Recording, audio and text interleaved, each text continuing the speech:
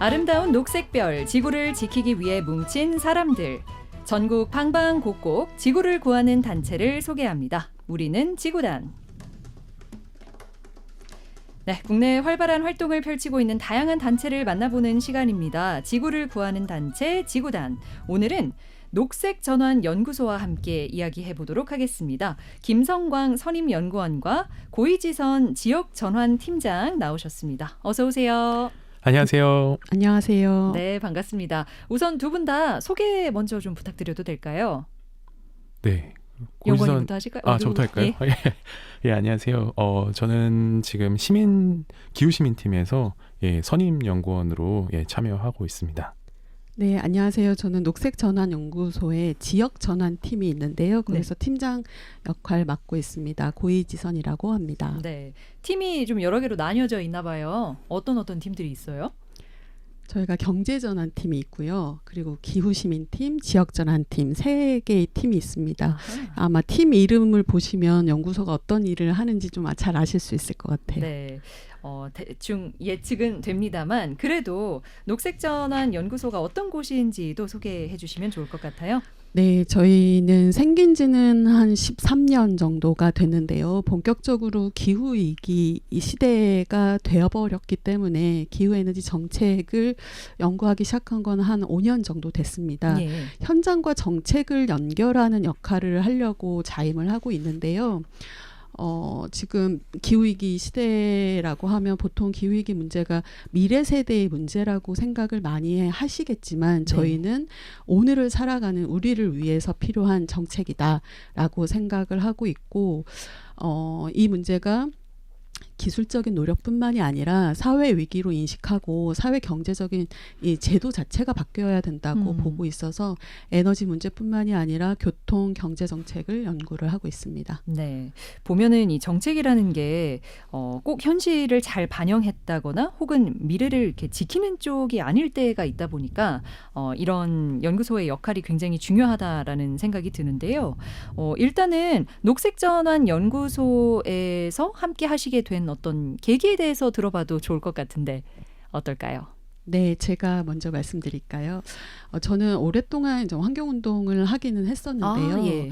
그 이전에는 뭐 생태계 보호운동도 하고 이러다가 아마 기억하시는 분들 있을 것 같은데 2019년에 호주에서 아주 큰 산불이 있었습니다. 네.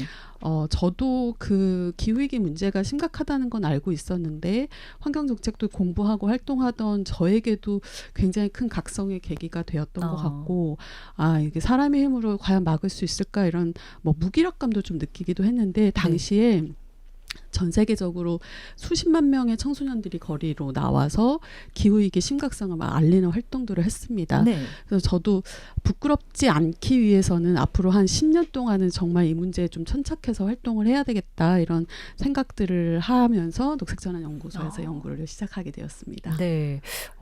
갑자기 뭔가 저도 더 열심히 해야 되겠구나라는 생각도 드는데요. 그러면 같이 나와주신 성광님은요?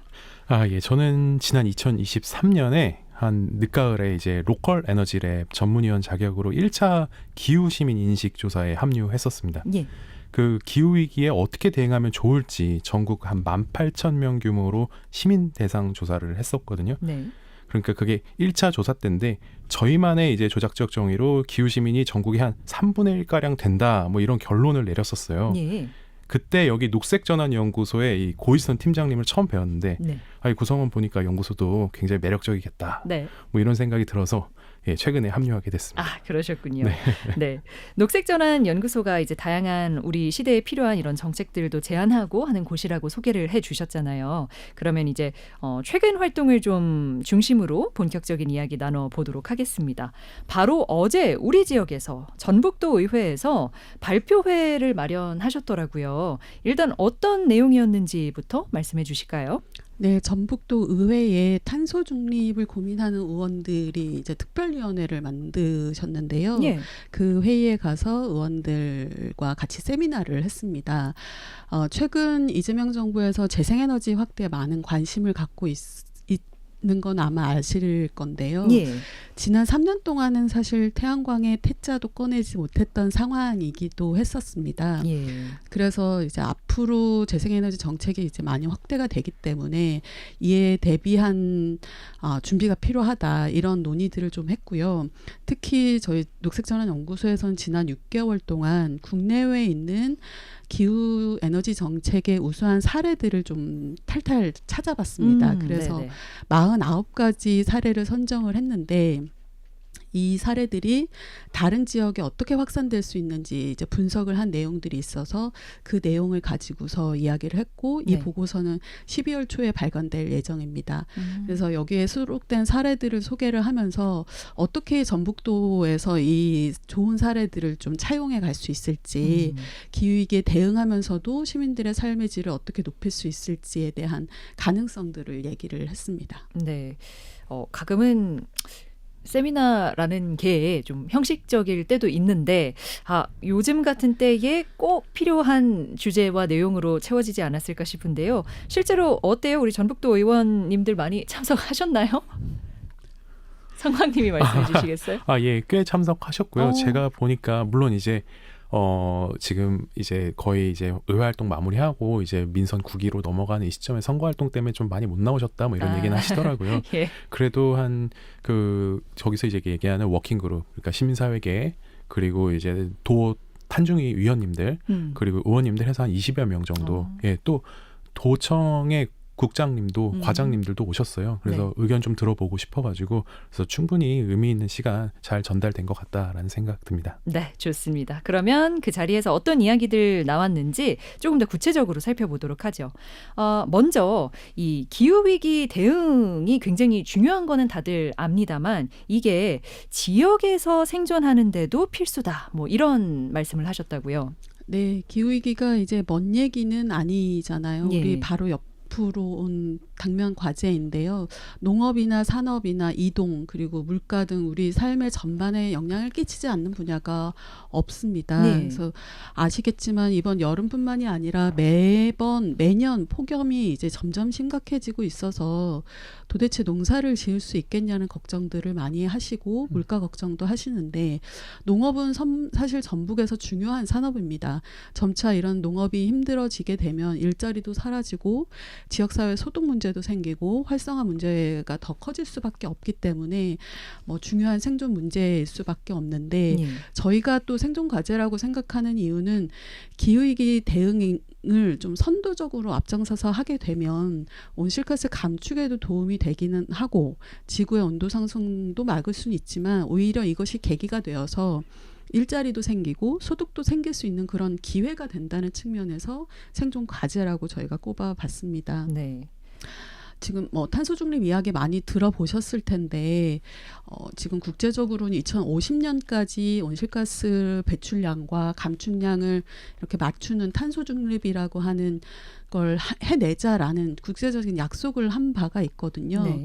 근데 1.5도 이상 이 지구 기온이 상승하면 점점 생존하기 어려워진다는 상황들이 공유가 되고 있는데 이 과제를 수행을 하려면 중앙정부뿐만이 아니라 지자체의 역할도 너무 중요하잖아요. 이런 계획이 실제 실행되는 현장이 지역이기 때문에 지역에서는 이 과제를 위기이기도 하지만 기회로 삼았으면 좋겠다. 이런 이야기들을 나누었습니다. 네, 저는 좀 개인적으로는 답답한 부분이 우리가 이런 심각한 기후 위기를 이야기할 때 이걸 극복할 수 있는 방법으로 뭐 여러 탄소 중립 정책이라든지 이런 것들을 마련하잖아요. 근데 그게 권고에 그치는 경우가 많단 말이에요. 그래서 강제성도 없고 그러다 보니까 결국에는 뭐 이렇게 잘 해봅시다라는 캠페인에 그치는 경우가 많은데 그런 방식으로는 지금의 지역이 겪고 있는 위기 혹은 이 전 지구적인 위기를 과연 극복할 수 있느냐. 그러면은 결국 우리는 정말 좀 실질적인 정책들이 마련이 돼야 하는 현실인데 어떻게 보세요? 기후위기 대응에도 이제 여러 방법과 방향이 있을 텐데 좀 실질적인 해결책으로 우리가 바라볼 수 있는 것들은 어떤 걸까요? 네, 가장 중요한 것은 기후위기의 원인이 뭐냐 이걸 좀 잘 살펴보는 것인데 예. 화석연료 사용이 가장 중요한 원인으로 꼽히고 있잖아요. 예. 그래서 사회 전반이 바뀌어야 하겠지만 일단은 우리가 쓰고 있는 이 에너지원을 바꾸는 것이 중요한 일이 되겠습니다. 전북 도민들께서는 많이 아시겠지만 태양광이나 풍력발전 같이 자연에너지로 전환하는 게 굉장히 중요하거든요. 예. 독일 같은 곳은 이미 오래전부터 준비를 해서 전력 생산에서 재생에너지 비율이 벌써 50%가 넘어가고 있고 네. 일본만 해도 20%가 넘습니다. 근데 한국 같은 경우는 이제 10%가 겨우 된 수준이기 때문에 네. 갈 길이 좀 먼 상황인데 지난 몇 년간은 좀 어려웠습니다만 앞으로 최근에 뭐 법률 개정도 되고 이러면서 도심 안에서는 주차장 태양광 의무화법이 이제 통과가 됐습니다. 네. 그래서 한 80년 이상의 80대 이상의 자동차를 주차할 수 있는 공영 주차장에는 무조건 태양광을 설치해야 된다. 이런 법안이거든요. 네. 말씀하신 대로 이제 자율적인 실천만으로는 대응이 어려운 상황이기 때문에 이런 의무화법도 만들어졌기 때문에 이게 실질적인 효과가 있을 거라고 생각을 하고 있고 네. 농촌에서도 이제 마을 태양광을 좀 늘려야 되겠다. 이런 의지들도 보여주면서 법 개정도 되고 관련 제도들도 지금 만들어지고 있습니다. 네. 뭐 우리나라의 재생에너지 뭐 발전 비율이 10% 정도밖에 안 된다는 말씀해 주셨는데 근데 사실은 이게 지역별 편차도 굉장히 크잖아요. 근데 우리 전북 지역 같은 경우에는 그래도 재생에너지 비중이 높은 편이거든요. 근데 어렵게 뭐 이런 기반들을 마련해 가지고 재생에너지를 생산했더니 이거를 또 수도권에서 가져간다고 하니 이거는 좀 또 다른 논란으로 이어지고 있는데 아무튼 재생에너지 확대에 대한 그런 말씀도 전해 주셨고요. 이번에는 성광님이 이 기후위기 대응법으로 좀 유의 깊게 살펴볼 수 있는 다른 점도 짚어주시면 어떨까요? 네, 뭐 저는 오늘 그냥 발표는 안 하고 같이 동행만 했습니다. 예, 예. 그런데 이제 그날 이제 오늘 이 자리에 그 언론사에서도 몇 분 오셨어요. 예. 그 언론의 역할이 정말 중요하다고 생각을 하거든요. 네. 그러니까 최근에 이제 폭우, 홍수, 산불 피해 뭐 이런 문제들이 언론 보도를 통해서 계속 나오고 있는데 뭐 예를 들면 올해 3월에는 경상북도랑 남도 지역에서 초대형 산불이 발생했잖아요. 네. 또 매년 폭우 때문에 인명사고도 늘고 그리고 재작년에 23년 7월에 오송 지하차도에 폭우로 고립된 운전자 14명이 빠져나오지 못했다. 뭐 이런 안타까운 보도도 저희가 많이 접하고 있습니다. 네. 근데 이게 제가 좀 아쉬운 게 단순 폭우, 뭐 단순 사망사고 이렇게 보도를 하는 게 전 좀 아쉬운 거예요.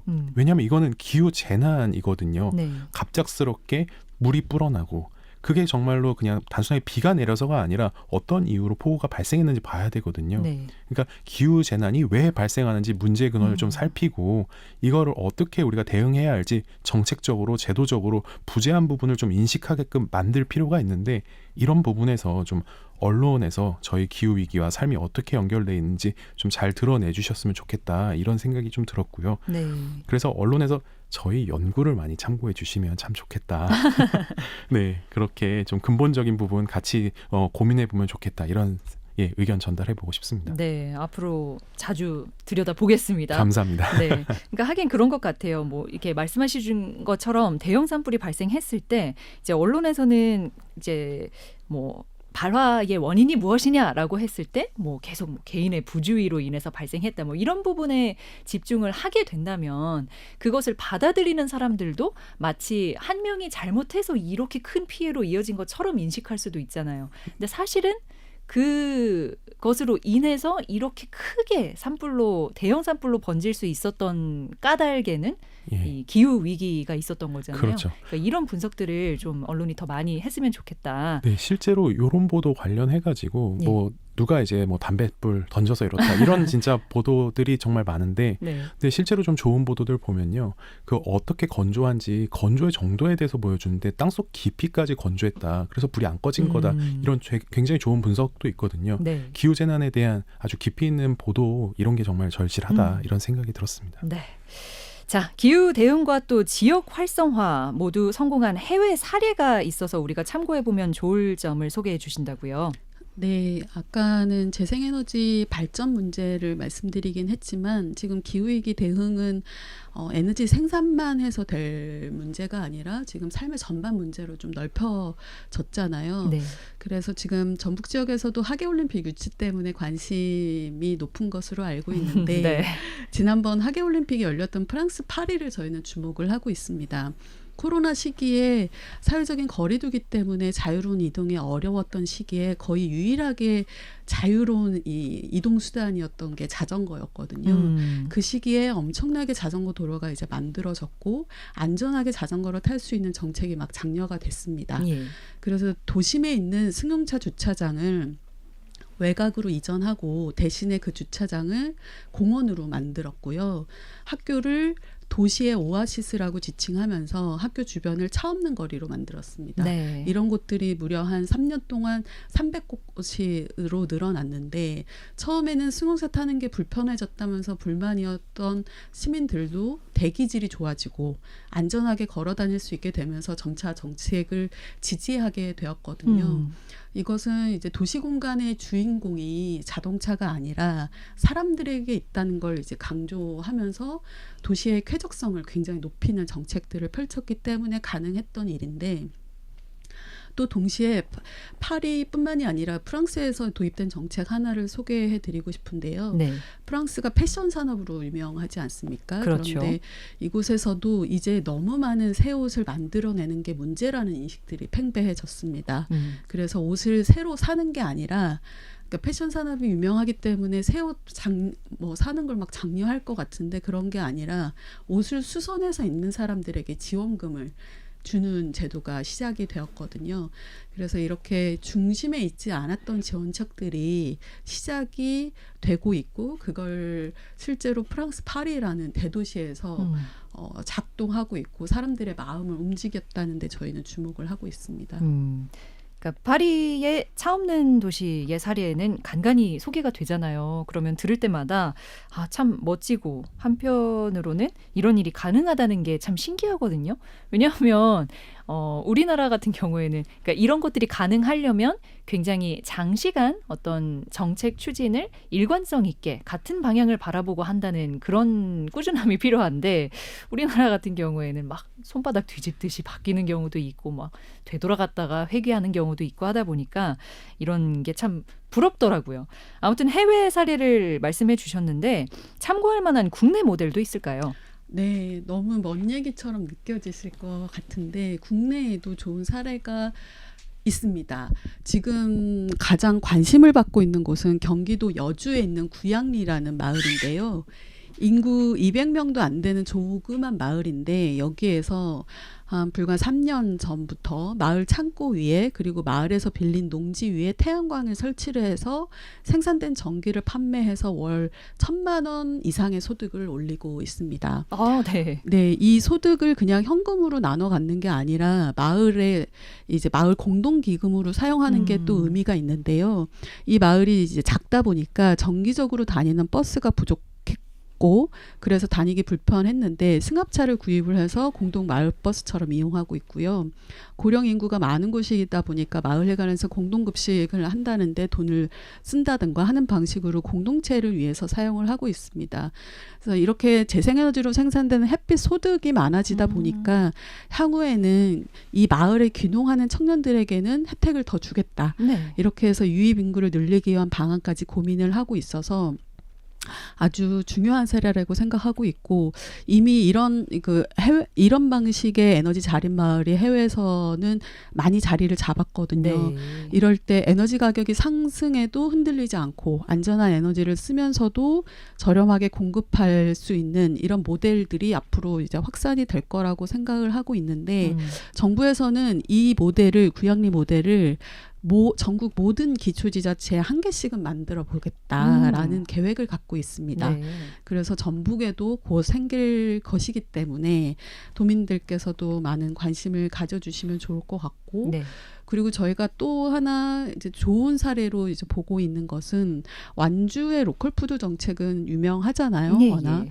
아까 말씀하신 것처럼 지자체장이 바뀌긴 했지만 그래도 꾸준하게 로컬푸드라는 이 브랜딩을 가지고 가고 있는 유일한 곳인 것 같은데 네. 최근에 귀농 인구가 늘어나면서 인구 10만 명이 다시 회복이 된 좋은 사례이기도 합니다. 네, 뭐 가까운 곳에 있고 전북에 있는 곳이기 때문에 이런 사례들도 이런 사례들을 보면 충분히 새로운 방식의 지역 경제 활성화, 기후위기 대응하면서 지역 경제 활성화도 가능하다는 것들을 확인할 수 있을 것 같습니다. 네, 뭐 어떤 먼 얘기가 아니라 실제로 우리 지역 바로 옆에 있는 뭐 고령화된 마을이 에너지 자립을 이루는 방식이라든지 심지어는 우리 전북 지역 내에서 성공시킨 사례라든지 이런 것들을 소개하고 이제 정책 제안도 하셨다는 건데요. 이제 성광님도 이 자리에 함께 하셨으니까 이런 내용을 전에 들은 그 자리에 있던 뭐 의원들이나 관계자들의 반응은 좀 어땠는지 궁금하네요. 네, 이제 아마 이제 고지선 팀장님께서 버스 관련해서 이야기를 해주실 텐데 예. 이 버스 얘기를 하니까 진짜 눈이 다 휘둥그레지는 거예요. 예. 이제 발표하시느냐고 청중 반응을 못 보신 것 같은데 거기에 온 국장님, 과장님, 그러니까 도청이요. 그리고 도 의원님들 뭐 모두 다 이거 너무 신기해하는 거예요. 그 얘기를 좀 먼저 들어보고 제가 더 반응을 전달하겠습니다. 네, 알겠습니다. 네. 지금 이야기 나온 버스 사례는 뭔가요?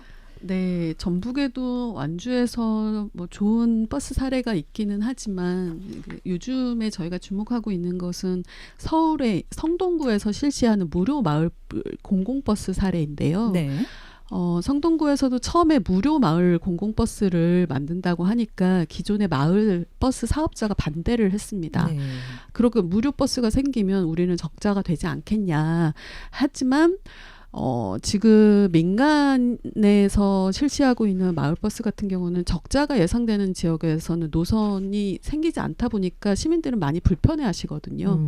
그리고 이제 횟수도 점점 적어지고 있고 그래서 그런 내용을 가지고서 성동구에서도 그러면 노선은 겹치지 않게 할 테니 다만 일단 1년을 한번 운영해보자 이렇게 설득을 해서 운영을 해봤는데 다행히 당연히 그 공공마을버스 노선은 성공을 했고요. 동시에 다른 마을버스 이용자까지 동반 상승을 했습니다. 이거는 그러니까 버스 업계 측에서는 전혀 예상치 못한 결과네요. 그렇죠. 그래서 이제 더 이상은 반대를 할 수가 없고 이게 아마 이제 시민들에게 승용차가 없어도 편하게 다닐 수 있다는 이런 메시지를 줬기 때문에 가능한 것이라고 저희는 생각을 하고 있거든요. 그러다 보니 오히려 버스 이용률이 높아지는 거죠. 네, 맞습니다.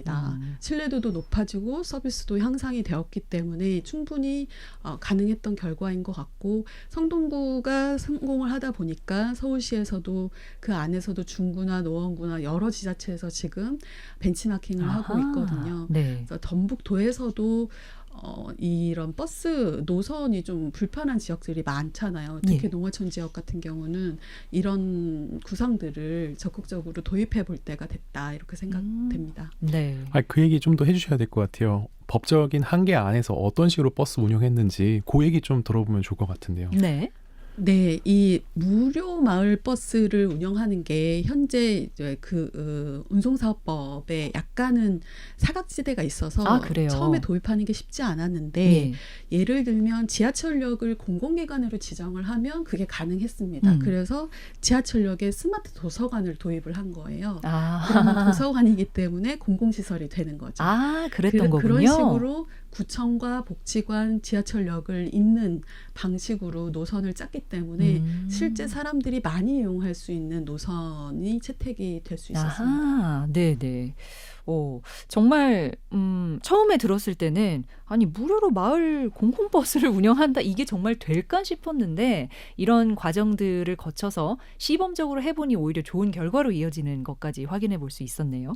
그래서 이런 이야기를 할 때 우리 전북 지역은 사실 굉장히 이 대중교통이 열악하거든요. 그래서 더 이 자리에 계신 분들이 관심을 갖지 않았을까 싶은데 어땠나요?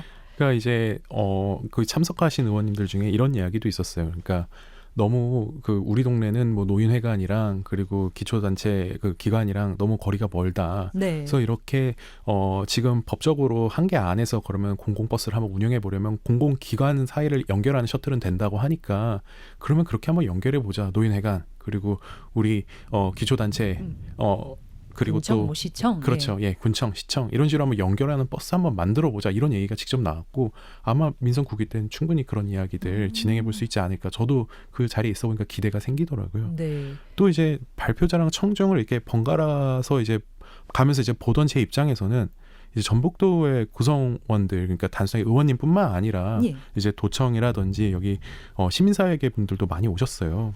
그리고 기자들도 왔고 근데 그 과정에서 에너지 지산지소에 대해서 굉장히 고민이 많다 이런 느낌을 많이 받았어요. 네. 그러니까 재생에너지 이제 발전을 하면은 그걸 사용해야 되잖아요. 근데 이제 그 전력계통 문제 때문에 그 설비 문제 때문에 사실 쓰지 못하는 경우도 있는데 이걸 어떻게 유통할 것인가 지산지소 되게 하려면은 먼저 재생에너지를 1순위로 개통을 시켜줘야 된다라는 거에서 우리 고민해 봐야 되지 않을까 이런 얘기가 사실은 저희가 한 번 더 촉발을 시켜본 거죠. 세미나를 통해서. 네. 이런 얘기 자체가 진행된 거에서 저도 또 굉장히 이런 얘기가 진행될 수 있구나라는 점을 좀 굉장히 긍정적으로 바라봤는데 어떠셨나요, 팀장님?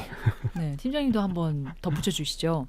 네, 지산지소 얘기가 나올 수밖에 없다는 생각은 했고요. 국내에서 사실 지금까지는 생산만 많이 하면 된다는 생각을 했었어요. 네. 그동안. 근데 그에 맞는 유통망을 갖추지 이제 못했기 때문에 에너지 송전망에 대한 갈등이 점점 심각해지고 있는데 분산에너지 특별법이 이제 만들어지고 1년이 지났습니다. 아직까지는 성과가 좀 미진하기는 하지만 그래도 최근 정부에서 내년 예산안을 책정한 걸 보면 분산에너지 방향으로 가겠다는 시그널을 확실히 이제 주고 있기 때문에 네. 그 제도를 조금 더 살려서 전북에서도 지금 당장 개통 연계는 좀 어렵긴 하지만 예를 들면 그 커뮤니티 ESS라고 해서요. 저장 장치들이 있습니다. 그래서 배전 단위에서 좀 저장 장치를 동네별로 만들어 두면 지금 태양광에서 생산한 전기를 저장 장치에 저장했다가 밤에 송전망에 전송한다던가 이런 방식으로 하는 게 가능할 수 있기 때문에 이런 것들에 대한 논의를 조금 진전시켰는데 제도적으로 조금 더 뒷받침이 된다면 충분히 전북에서도 지산지소 할 수 있는 길은 열릴 것이라고 생각되더라고요. 네, 확실히 지역에 맞는 어떤 사례 발표와 또 정책 제안이 이어지다 보니까 지역에 맞는 의미 있는 논의로 이어지는 그런 시간이 되었던 것 같은데요. 저희 잠시 광고 듣고 와서 계속해서 녹색전환연구소의 이야기 들어보도록 하겠습니다. MBC 라디오 대한민국의 의식주를 바르게 지켜온 대상그룹이 내 집을 짓듯 순창 유일한 순화택지 개발지구에 새로운 주거 문화를 선보입니다. 1등 순창 사랑 명품 아파트로 보답하겠습니다. 대상 웰라움 순창 11월 오픈 예정 1533-1779 대상건설. 너는 별이다. 너는 별이다. 남을 따라서 살 일이 아니다. 남을 따라서 살 일이 아니다. 네 가슴에 별 하나 숨기고서 살아라. 네 가슴에 별 하나 숨기고서 살아라. 끝내 그 별 놓치지 마라. 끝내 그 별 놓치지 마라. 내가 별이 되어라. 나는 나의 별입니다. 나라는 별이 세상 속에서 빛날 수 있게 있는 그대로의 나를 존중하고 사랑해주세요. 공익광고협의회 94.3 MBC 라디오.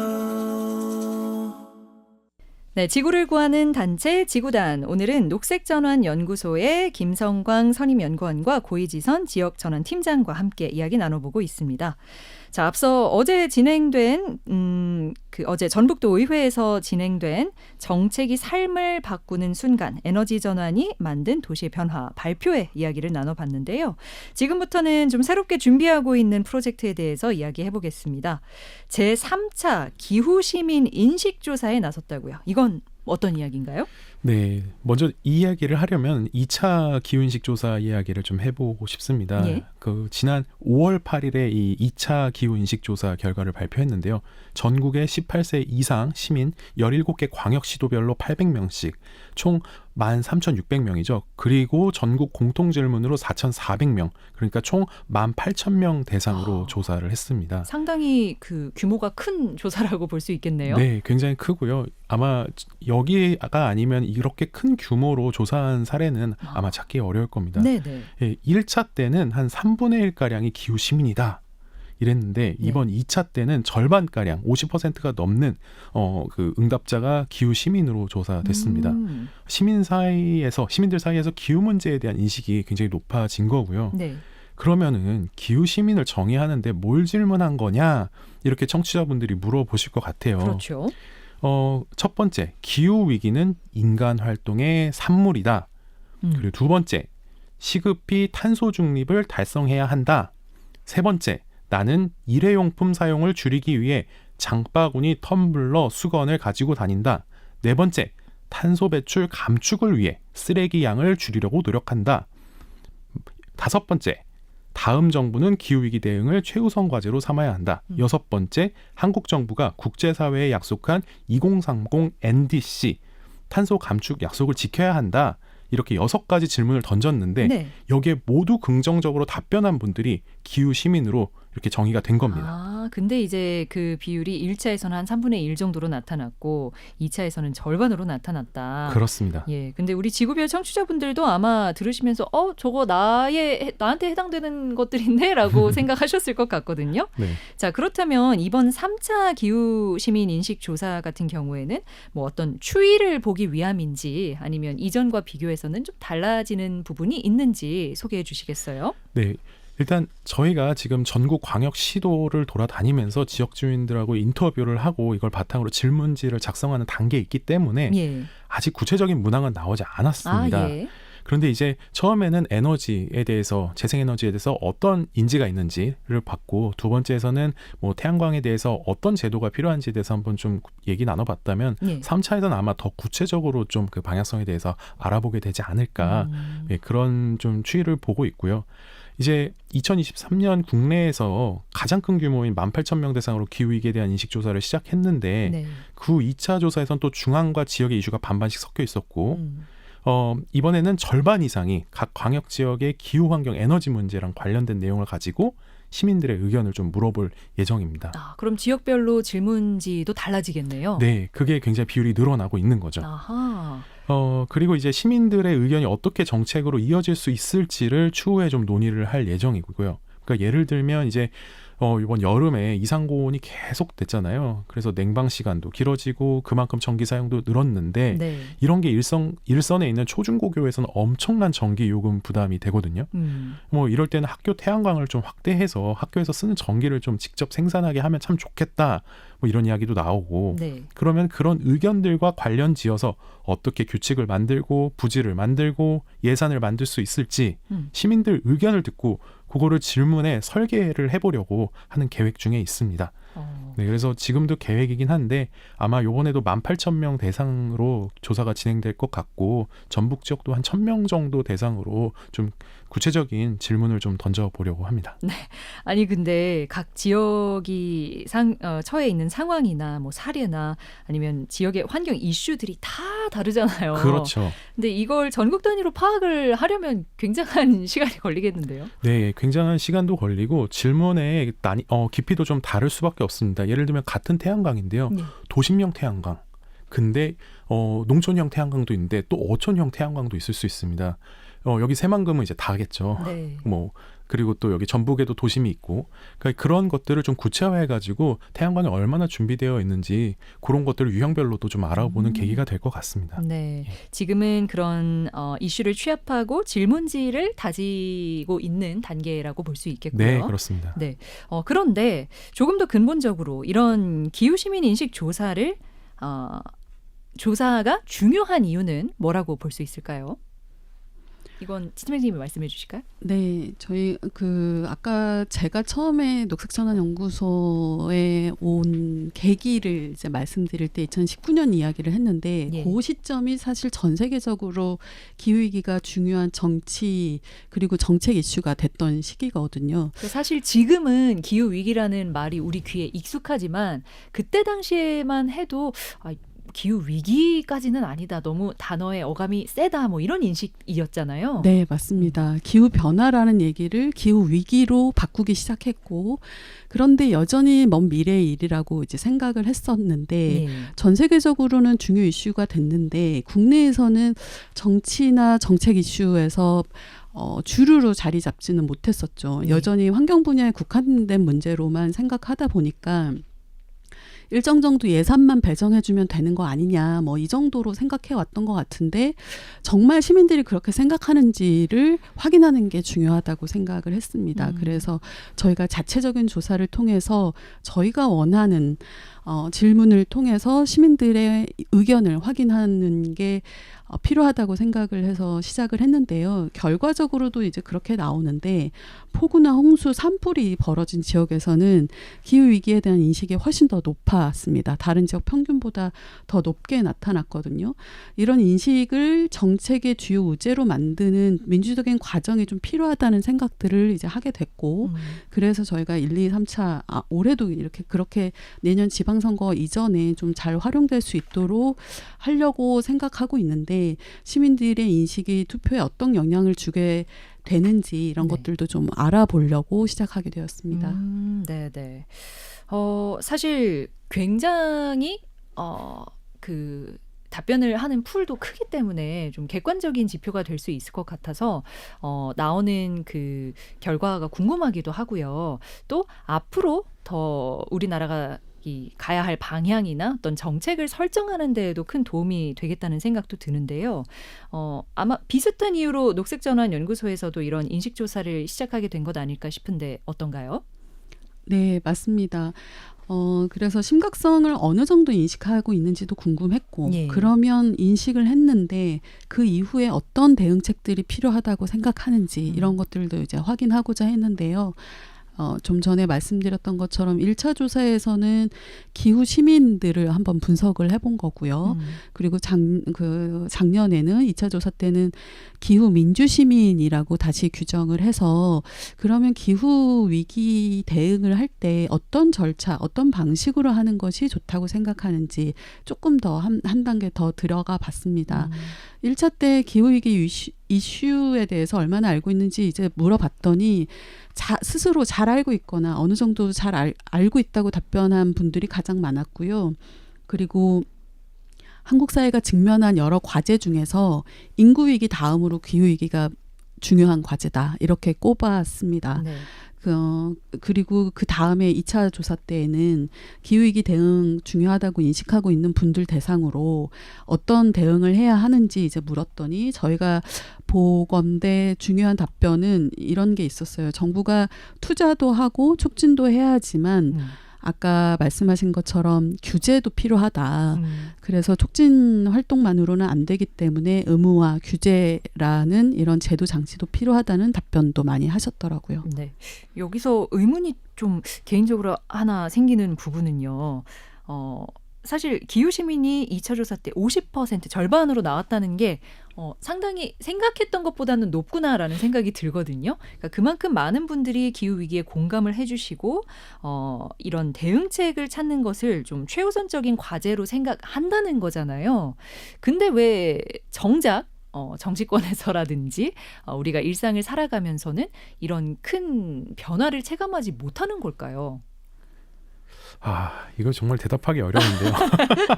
이거 좀 넘어가고 다른 질문 가면 안 될까요? 그냥 의견이 있으시다면 왜 그럴까? 이거 뭐 시민분들 비판할 수도 없고 네. 네, 청취자분들인데 근데 정치권 비판할 수도 없고 네, 저희 연구 열심히 하겠습니다. 제가 한 가지 말씀드리면 아까 말씀드렸던 그 프랑스 파리에서도 네. 그런 주차장을 옮기는 정책 할 때 굉장히 반대가 많았어요. 하지만 그 시장이 굉장히 그 굳은 의지를 가지고 시민들을 설득을 했거든요. 네.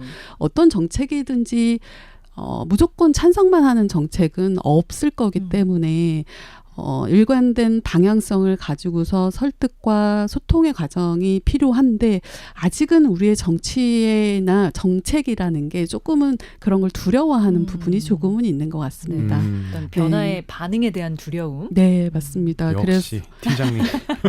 그래서 기후 시민들이 이렇게 많으니 네. 너무 걱정하지 마시고 정책을 펼치셔도 된다. 저는 이렇게 생각하고 있고요. 네, 30% 50% 있다고 믿으시면 됩니다.